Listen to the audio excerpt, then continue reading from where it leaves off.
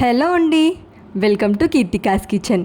నోటికి ఏం తినబుద్ధి కానప్పుడు 5 నిమిషాల్లో చేసుకునే ఈ పుల్లని చింతకాయ చారు ట్రై చేయండి. చాలా బాగుంటుంది. 5 మినిట్స్లో చేసుకోవచ్చు. ఈ సీజన్లో చింతకాయలు దొరుకుతాయి కదా, తప్పకుండా ఈ రెసిపీ ఈసారి ట్రై చేయండి. చాలా టేస్టీగా ఉంటుంది, ఇంకా హెల్త్ బెనిఫిట్స్ కూడా ఉంటాయి. ఎప్పుడు రెగ్యులర్గా చేసుకునే చింతపండు చారు కాకుండా ఒకసారి ఇలా ట్రై చేయండి. ముందుగా పచ్చి చింతకాయలు తీసుకొని నీట్గా వాష్ చేసుకొని ఒక గిన్నెలో వేసుకోవాలి. ఒక గ్లాస్ వాటర్ పెట్టి చింతకాయలని ఉడికించుకోవాలి. జస్ట్ 2 మినిట్స్ ఉడికించుకుంటే మనకు చింతకాయలు త్వరగానే కుక్ అయిపోతాయండి. ఇలా సాఫ్ట్గా అయిపోతే సరిపోతుంది. ఇప్పుడు ఫ్లేమ్ ఆఫ్ చేసేయండి.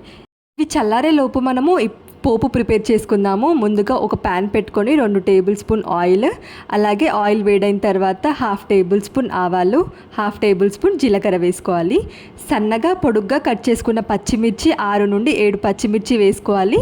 అలాగే మీడియం సైజ్ ఆనియన్స్ సన్నగా పొడుగ్గా కట్ చేసుకొని ఒక 2 ఆనియన్స్ కూడా యాడ్ చేసుకోవాలి. ఇందులోనే గుప్పెడు కరివేపాకు వేసుకొని ఇప్పుడు ఫ్రై చేసుకోవాలి.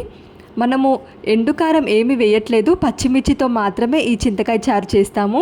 ఇలా చేస్తేనే చాలా బాగుంటుంది. ఒకసారి మీరు తప్పకుండా ట్రై చేయండి. ఇలా ఫ్రై అయ్యే లోపు మనము ముందుగానే ఉడికించుకున్నాం కదా చింతకాయలు, ఇవి పూర్తిగా చల్లారిన తర్వాత ఇందులో నుంచి గుజ్జు తీయాలి. ఇలా గట్టిగా ప్రెస్ చేస్తూ మనము చింతకాయలో నుండి వచ్చే గుజ్జుని మొత్తం తీసుకోవాలి. ఇప్పుడు ఈ పిప్పిని తీసేస్తూ మనము చింతకాయ రసాన్ని స్ట్రెయిన్ చేసుకోవాలి. ఇలా ఒక స్ట్రెయినర్తో మనము చింతకాయ రసాన్ని మొత్తం తీసుకుంటే సరిపోతుంది.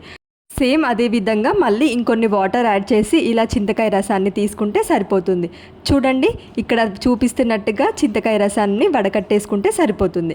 ఈలోపు ఆనియన్స్ కూడా కుక్ అయిపోయాయి కదా, ఇందులో 1/2 టేబుల్ స్పూన్ పసుపు వేసుకొని ఒకసారి ఫ్రై చేసుకోవాలి.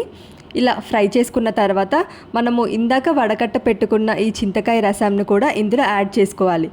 చింతకాయ రసంతో పాటు ఒక గ్లాసు వాటర్ కూడా ఇందులో వేసుకోవాలి. అలాగే టేస్ట్కి తగ్గట్టు సాల్ట్ వేసుకోవాలి.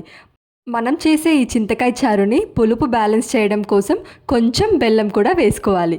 ఈ బెల్లం కూడా వేసుకున్న తర్వాత ఇప్పుడు సాల్ట్ సరిపోయిందా లేదా ఒకసారి చెక్ చేసుకొని తక్కువైతే మళ్ళీ కొంచెం సాల్ట్ వేసుకోండి. అలాగే ఇందులో 1 టేబుల్ స్పూన్ ధనియా పౌడర్ కూడా వేసుకోవాలి. ఇప్పుడు ఒకసారి కలిపేసుకోవాలి. చింతకాయ చారు బాగా మరగాలి. అలా మరిగితేనే మనకు చింతకాయ చారు రెసిపీ చాలా టేస్టీగా ఉంటుంది.